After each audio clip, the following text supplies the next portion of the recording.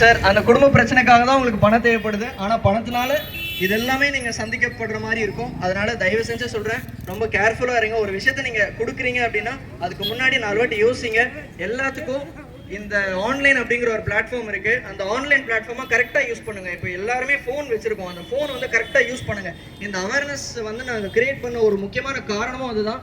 cybercrime.gov.in அதுக்குள்ளே போனீங்கன்னா என்ன மாதிரியான குற்றங்களில் நீங்கள் தவிர்க்கப்படலாம், இப்படியெல்லாம் நீங்கள் அதை ஹேண்டில் பண்ணலாம். அதை தாண்டி இந்த ஹெல்ப்லைன் நம்பரை தயவு செஞ்சு எல்லாருமே நோட் பண்ணிக்கோங்க.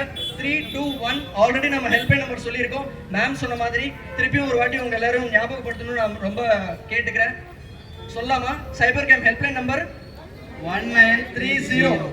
இந்த ரெஜிஸ்ட்ரேஷனை பதிவு பண்ணதுக்கு நம்மளோட நிஷா மேம் ரொம்ப அருமையா தெளிவா நமக்கு ரொம்ப சூப்பரா எல்லாருக்கும் புரியுற மாதிரி சொல்லியிருந்தாங்க.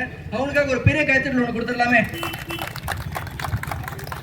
அப்புறம் இந்த ஸ்கிரிப்ட், இந்த டிராமா, அந்த மொபைல் அக்கௌண்ட் ஸ்கேம், ஃபர்ஸ்ட் நீங்க லோன் அக்கௌண்ட்னால எப்படி பிரச்சனைகளை தள்ளப்படுறீங்க, அதுக்கப்புறமா ஒரு பேங்க் அக்கௌண்ட்னால எப்படி மாட்டப்படுறீங்க, இதோட ஃபுல் ஸ்கிரிப்ட் நம்மளோட டிஎஸ்பி மேம் பிரியதர்ஷினி மேம் அவங்க தான் வந்து கைட் பண்ணாங்க, ஸ்டோரி ரைட் பண்ணியிருக்காங்க. அதனால அவங்களையுமே வந்து நான் ஸ்டேஜ் மேலே கூப்பிடுறேன்.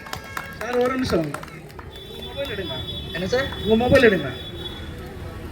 சரி சார்.